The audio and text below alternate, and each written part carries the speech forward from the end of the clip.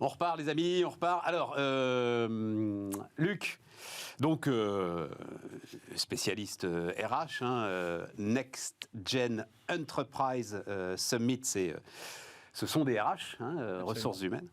Et donc, tu as posté sur LinkedIn, c'est Welcome to the Jungle qui t'a fait faire ça, c'est ça, c'est ça, oui. À la lumière... Je suis expert de leur lab. Voilà, à la lumière de la phrase de Macron, emmerder les non-vaccinés. Donc, question, est-ce qu'un manager doit être emmerdant? Est-ce qu'on peut manager en emmerdant? Et tu as une réponse double. J'ai une réponse double parce que je pense qu'effectivement, un manager peut être amené à emmerder son organisation pour tenir un cap, pour tenir bon face aux cordes et aux forces de rappel qui sont naturelles. C'est-à-dire que de façon quasi pavlovienne, et c'est pas du tout négatif, mais on a tendance à se dire que ce qu'on connaît rassure, ce qu'on a toujours fait, c'est la bonne façon de faire le business. Ça me fait penser un petit peu aux financiers quand ils parlent de business, ils regardent le rétroviseur, forcément, puisque c'est des financiers, ils comptent des chiffres, et donc les prévisions sont toutes fausses. Tout à fait. Et donc prévoir un business par le rétroviseur, c'est toujours la certitude, comme la peau de chagrin, d'arriver à zéro assez rapidement, puisque l'économie de l'innovation dans laquelle on est renouvelle les sujets. Et donc le manager, là, il doit être emmerdant. Donc là, le manager, le leader qui incarne la raison d'être, qui incarne le cap, il doit tenir bon contre vents et marées face à ces forces de rappel qui sont internes et qui sont aussi sur le marché, qui lui disent qu'il va se planter, que ce qu'il fait est faux, qu'il n'y arrivera jamais, évidemment, puisque ça n'existe pas, donc il n'y arrivera jamais, c'est pas possible. Il crée quelque chose de neuf. Donc ça c'est le principe même de l'innovation. Il faut tenir bon, il faut avoir un petit peu de colonne vertébrale, il faut y croire là où les autres n'y croient pas. Donc ça, c'est le côté emmerdant, parce que il faut être têtu, il faut être robuste. Et puis, à côté de ça, je pense que les modes de management aujourd'hui ne se satisfont plus des autocrates, en tout cas dans le daily business, c'est-à-dire la façon d'opérer quotidiennement comment l'équipe fonctionne. Et là, il faut au contraire beaucoup de subsidiarité. Moi, je crois beaucoup dans la subsidiarité pour que les talents s'expriment dans leur zone de responsabilité. Ça va très bien avec les modes agiles qui itèrent en permanence avec leurs clients internes et externes. Et là, il faut foutre la paix aux gens, foutre la paix aux Français, mais foutre la paix aussi aux gens qu'on manage à condition qu'on les ait placés sur leurs bons sujets de prédilection, qui puissent s'éclater, s'exprimer. Mais tu vois, Luc, en fait... Et là, on a une bonne balance. Ouais, mais j'ai trouvé ça très intéressant parce qu'en fait, tu as résumé ce qui me gênait avec cette phrase de Macron, c'est qu'en fait, il a été... l'emmerdant comme il ne faut pas l'être, rester assis pour boire un coup dans un bar et vous ne mettez pas debout. Dans le quotidien, et pas du tout entraînant sur la vision, une perspective, sur une vision, sur un truc comme ça. Mais Bruno, j'ai pensé furieusement à toi. C'est ce qu'on avait décrit, puisque toi, tu cherches another brain, une autre façon d'aller dans la course à l'intelligence artificielle, et tu me décrivais avec tes équipes sans arrêt, alors maintenant, c'est peut-être... mais c'est vrai, sans arrêt te ramène dans le lit commun de la recherche, quoi. Moi, j'ai beaucoup aimé ce que tu dis, j'ai beaucoup aimé ça, mais avec une acception de emmerdant au sens décoiffant, perturbant. C'est ça. Et ça, après, il y a des questions de communication. Moi, je pense que Macron, il a bien visé sa communication, il savait ce qu'il faisait, donc c'est un autre sujet. Après, c'est de l'ordre de la communication. C'est vrai aussi. Mais c'est une évidence. Quoi. Oui, mais j'aime bien la façon dont le dit Luc, parce que j'avais pas pris conscience. T'es forcément obligé quand même d'être emmerdant dans ta quête permanente de rester sur ce sillon-là, les mecs, et n'allez pas sur celui du voisin, quoi. Mais je suis tout à fait d'accord avec ça. Alors, j'ai deux choses à dire par rapport à ça. D'abord, il y en a une qui fait peut-être le lien avec un autre sujet, si on parle de Sigfox.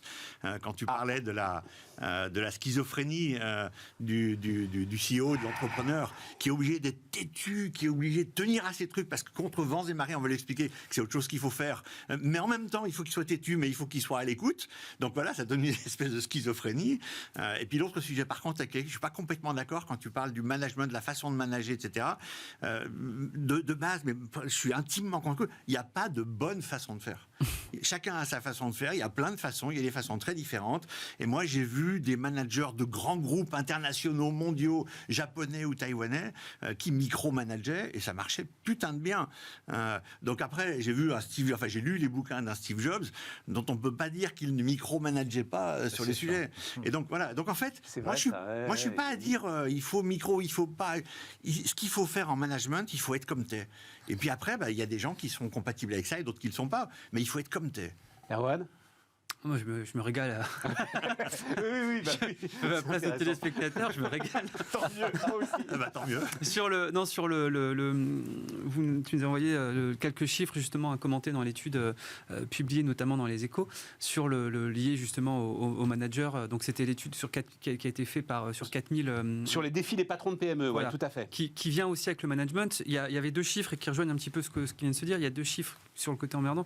17% des managers seulement recourent au télétravail, mais 80% des managers ont du mal à recruter justement des effectifs. Le côté, sur le télétravail, le côté emmerdant, très rigide, ça s'est beaucoup vu. Il y a beaucoup de témoignages qui apparaissent même dans la littérature académique maintenant sur effectivement une perte de productivité qui a eu lieu justement parce que le manager était encore plus présent en télétravail, à fliquer presque. Il y en a qui ont inventé des pointeuses électroniques.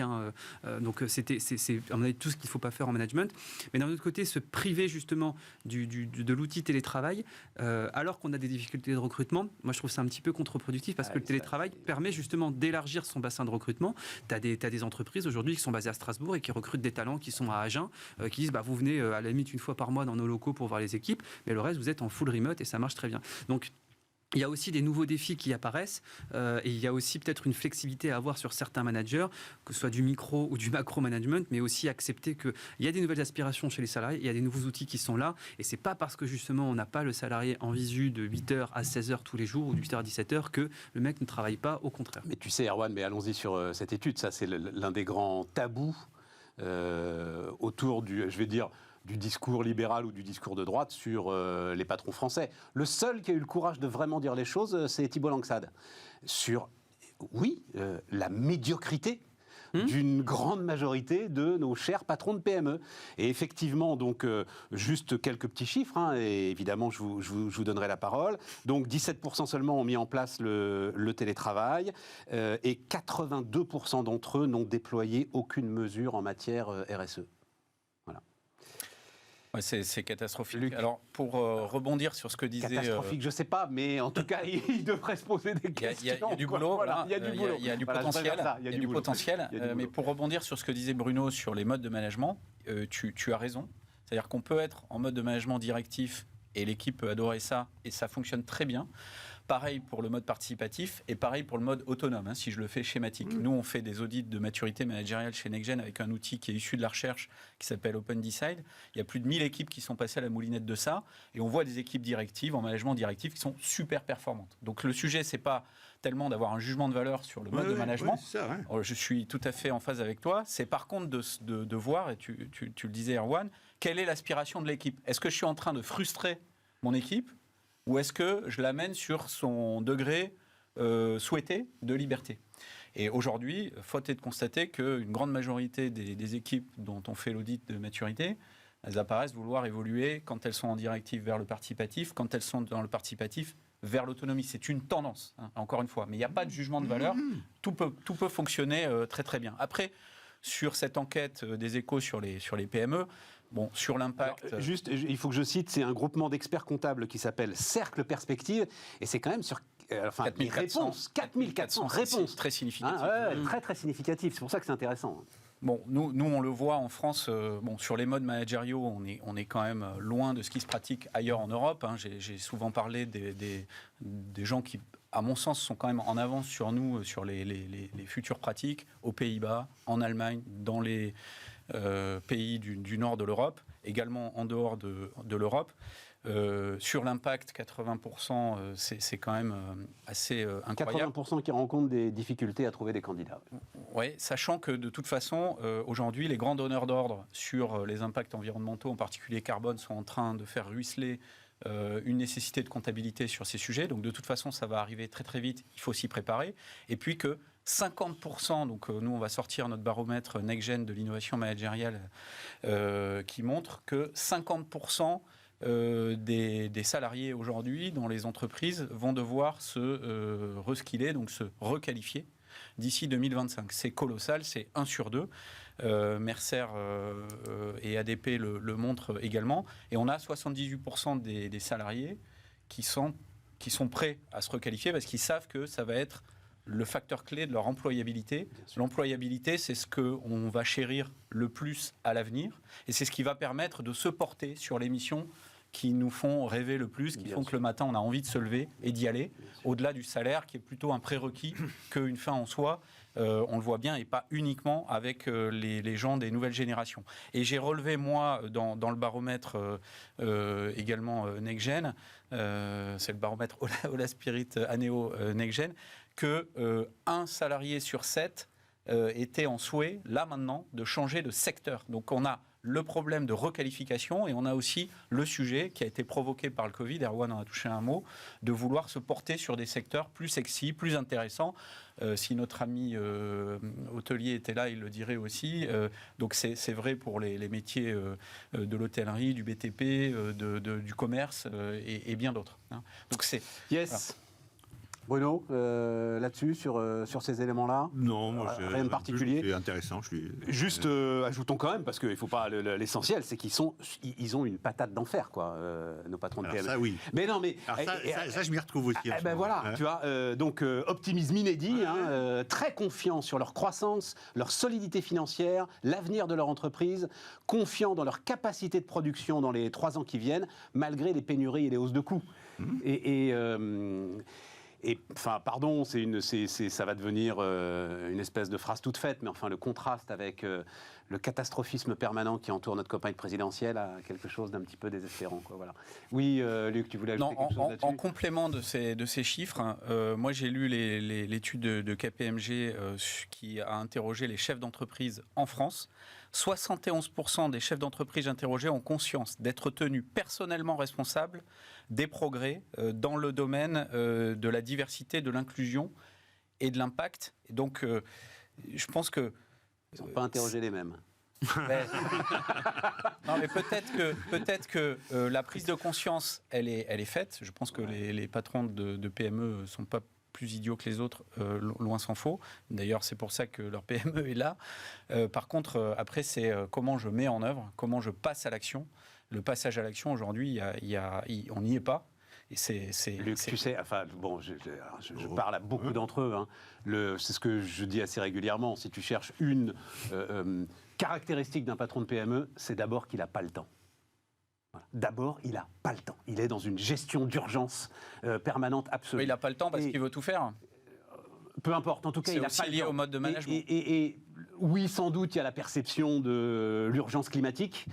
Après, il y a aussi, je crois, pour eux, la perception de « mais qu'est-ce que je suis, moi ? Qu'est-ce que je représente ? Ok, je suis conscient qu'il faut faire quelque chose, mais j'ai pas le temps. Et puis moi, je représente rien, donc on verra ça. Moi, je pense qu'il faut regarder ça aussi comme une opportunité. Quand tu as l'essentiel des PME qui sont pas encore au rendez-vous sur ces sujets-là, c'est aussi une manière de se différencier. Tu as raison. Et en termes de marketing, c'est une bonne idée que de s'y mettre dans les premiers, pour aller chercher les marchés et probablement des marchés supérieurs à ceux qu'on adresse habituellement. Et aujourd'hui, encore une fois, tous les grands donneurs d'ordre, que ce soit l'État ou les grands comptes en France, intègrent ces critères dans les appels d'offres. Et c'est plus du tout anecdotique. Tu voulais parler de Sigfox ? Ah, c'est intéressant. Moi, ça m'intéresse énormément. Sigfox, en plus, on a été. Hyper intéressant. Luc était chez Orange, donc au moment où Erwan Lenohan, au moment où Ludovic Lenohan portait Sigfox. Et moi, j'ai été pris de passion, je peux le dire, par Ludovic. Technologie. Ah, mais la technologie, j'ai jamais rien compris. Mais il y avait un gars incroyable qui me parlait de 0G, qui me parlait d'aller choper l'énergie des étoiles et d'aller choper l'énergie qui était tout autour de nous dans l'atmosphère. Je trouvais ça incroyable. Et puis j'avais en face Luc, les gars d'Orange, qui débarquaient en disant mais on va faire la 5G, qu'est-ce qu'il veut faire, tout va monter sur la 5G, etc. Et Laura, ouais, voilà, c'est ça. Le problème... C'était votre alliance avec Bouygues Télécom, ça.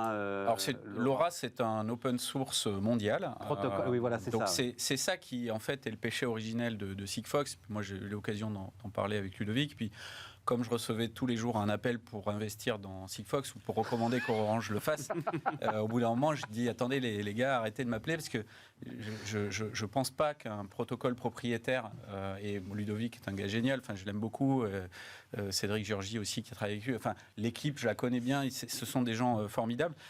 Le sujet n'est pas là, si tu veux, mais simplement, ils se sont agrippés à quelque chose de propriétaire, là où moi, je voyais, revenant de Las Vegas, du CES, LoRa, qui était un protocole ouvert, open source, qui faisait le job comme Sigfox, mais qui était ouvert et que tous les opérateurs du monde allaient adopter progressivement. Et ça a été le cas non seulement en France, mais largement à l'international. Et aujourd'hui, LoRa a écrabouillé en matière de magnitude ce que fait Sigfox. Mais c'est normal, enfin, c'était prévisible en tout cas. En tout cas, moi, j'ai eu aucune surprise là-dessus. Donc, je ne voyais pas trop comment ils allaient s'en sortir s'ils n'étaient pas interopérables, hein, puisque la grande qualité des opérateurs qui ont beaucoup de défauts, qui sont assez conservateurs, craintifs, pas forcément super innovant toujours, etc. Je connais ça par cœur aussi, je le prends sur mes épaules.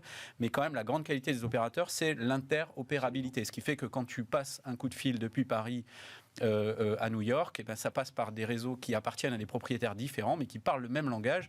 Et cette interopérabilité, on la retrouve dans l'open source et sur des fréquences qui ne sont pas attribuées par l'État, hein, et qui ne sont pas l'objet d'enchères, qui sont vraiment le sujet du narrowband, en particulier de Sigfox et de LoRa. Et donc c'était ça l'opportunité extraordinaire, c'était de disposer de fréquences qui étaient libres en réalité, avec des impératifs de qualité de service, donc de temps réel qui n'étaient pas recherchés, parce que 90% de l'IoT, donc des C'était pour les objets connectés. Hein. Voilà. Réseau, il faut le préciser. N'ont pas besoin du temps réel, n'ont pas besoin de supporter de la vidéo et par peuvent contre, envoyer ils ont besoin de consommer très peu d'énergie. C'était ça le Eh bien là, il fallait probablement aussi trouver de l'interopérabilité. Je pense que Sigfox, la stratégie originelle était pas bonne là-dessus. C'est en tout cas moi ce que j'ai défendu quand on m'a demandé mon avis. Et qui fait aujourd'hui, en dehors du fait que l'IoT s'est développé moins rapidement qu'on le pensait, mais je pense que ce n'est pas le sujet essentiel. Et après, sur la 5G, tu as raison, il se trouve qu'aujourd'hui, la 5G emmène nativement la capacité aussi de traiter ces sujets, et cette fois-ci avec le temps réel, et cette fois-ci avec la qualité de service de fréquences attribuées par les États. Mais plus d'énergie. Et plus d'énergie. Plus d'exigences énergétiques. Oui, mais c'est le problème. Mais ça change tout. Mais donc, si tu veux, entre LoRa et la 5G, Sigfox s'est fait écrabouiller, il n'y avait aucune place. Moi, ce que j'ai compris, c'est qu'il y a d'autres raisons qui ne sont pas liées à ça, que si Orange avait sauté sur l'occasion et il y avait des choses à faire, ça aurait changé la donne pour Orange. Mais on les a fait, mais avec une autre techno. Il ne l'aurait pas voulu. Mais... il a d'autres sujets sur les CAPEX, etc. C'est un mec bien, qui a une techno brillante, qui aurait pu faire des choses vraiment. Pour moi, s'il était tombé maintenant, au lieu de tomber il y a 5 ou 10 ans, quand les investissements étaient beaucoup bien inférieurs, maintenant on est sur des investissements d'investisseurs bien supérieurs. Et donc, il aurait pu supporter ses capex, et donc il aurait pu continuer à déployer. De toute façon, il a trouvé... Moi, je suis pas si... De toute façon, il a trouvé tout l'argent... à dire qu'il s'est trompé dans ses choix. Il a trouvé tout l'argent qu'il voulait, et ça n'a pas fonctionné. Ouais. Il n'y a pas eu de problème de levée. Hein. C'est vrai. Il a trouvé... Vraiment. Non, Bruno, ne fais pas ta mauvaise tête, là. C'est factuel. Il a trouvé tout l'argent qu'il voulait, tous les supports publics qu'il voulait. Bien sûr. Il avait lui aussi des méthodes... Enfin, il a des méthodes de management quand même très particulières. C'est pour ça que ça lui faisait penser. Tu y pensais toi-même. Ouais. Ça, c'est sûr que ça ne doit pas être toujours très, très facile d'être en désaccord avec lui, je pense. Voilà. Ouais. Donc, non, mais c'est intéressant. Je trouve ça très intéressant dans l'espèce d'euphorie un petit peu béate autour de nos licornes, de rappeler que même si Sigfox n'a jamais été une licorne, mais aujourd'hui, elle le serait évidemment.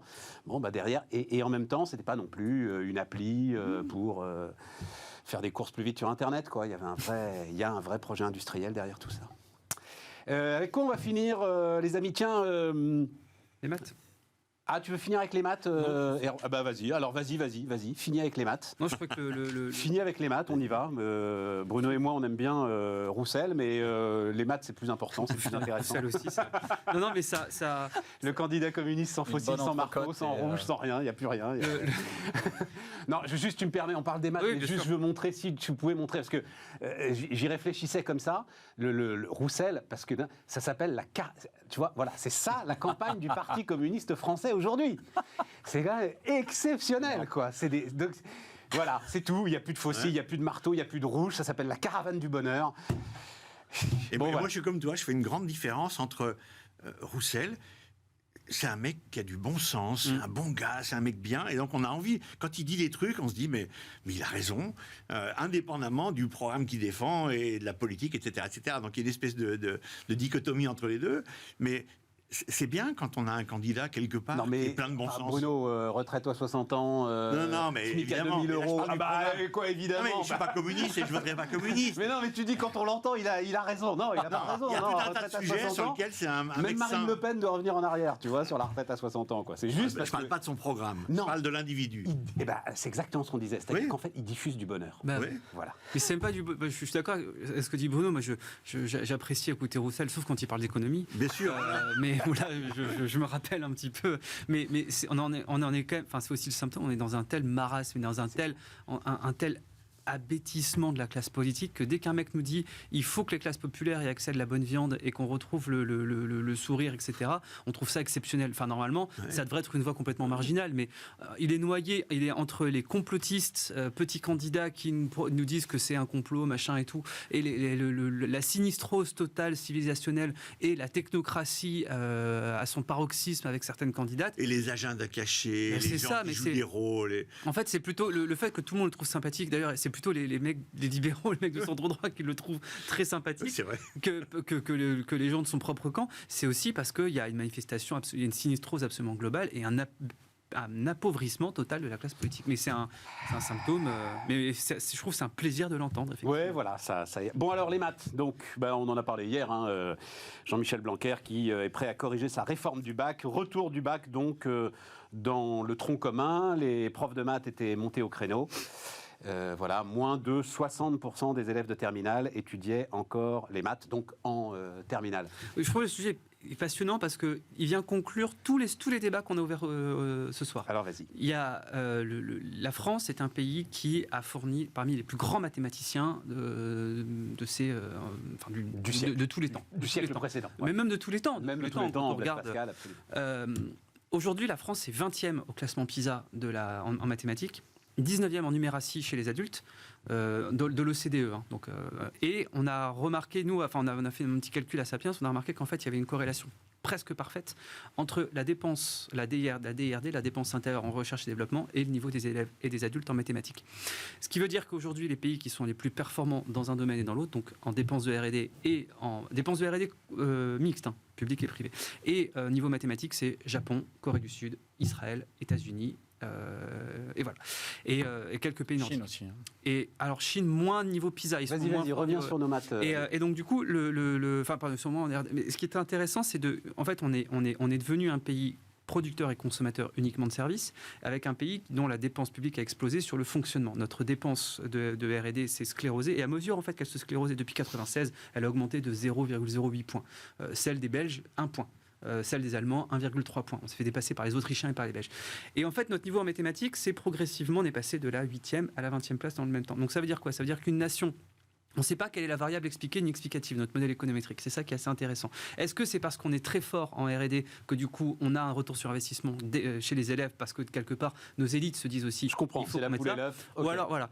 Et donc, mais en tout cas, il y a un lien. Il y a un vrai problème. Mais ce problème-là, malheureusement, il va en s'accélérant. Depuis 10 ans, le nombre d'élèves qui ont suivi un enseignement Bac plus 5 lié aux sciences ou aux maths a baissé d'1 point. Celui qui a suivi en économie a baissé de 4 points. Ceux qui ont suivi un enseignement en lettres et sciences humaines, ce qui sont des matières très nobles, mais a augmenté de 10 points.